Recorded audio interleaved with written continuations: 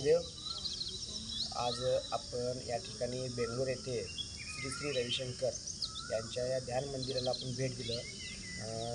आपल्याला सर्वांनाच माहिती आहे की मला तर गाडी सहन होत नाही, पण राजू भैया, स्वप्नील भैया आणि प्रतिभाताई यांच्या सहकार्यामुळे आज आपण या ठिकाणी बेंगलोरमध्ये या आश्रमाला आज आपण भेट देऊ शकलो.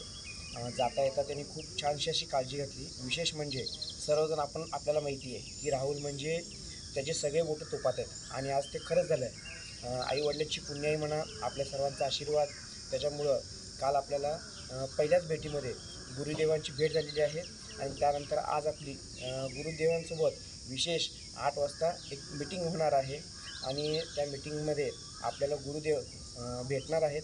आपल्या सर्वांच्या सहकार्यामुळं आणि आपल्या सर्वांच्या आशीर्वादामुळं आपण या ठिकाणी पहिल्यांदाच आपल्या गुरुजींना आल्याला आपल्याला लगेच भेट मिळाली.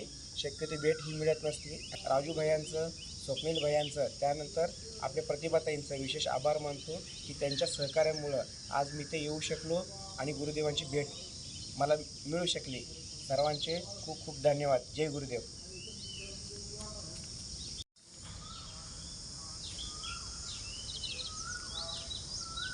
खूप छानसा असा हा परिसर आहे. प्रत्येकाने या ठिकाणी आवर्जून एकदा भेट द्यावी.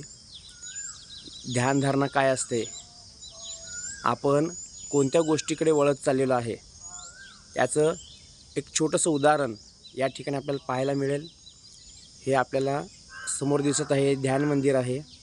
खूप छानसा असा परिसर आहे. फक्त या ठिकाणी येण्याच्या अगोदर आपल्याला रजिस्ट्रेशन करणं खूप गरजेचं आहे. जर रजिस्ट्रेशन झालं नाही तर आपल्याला राहण्याची अडचण येऊ शकते. बघा, हा खूप छानसा परिसर आहे. या ठिकाणी लहान मुलांना पाहण्यासाठी या ठिकाणी कारंजीची व्यवस्था करण्यात आलेली आहे. खेळणीसुद्धा आहेत. प्रत्येक मुलांना या ठिकाणी ध्यानसाठी विशेष जागा उपलब्ध करून देण्यात आलेली आहे.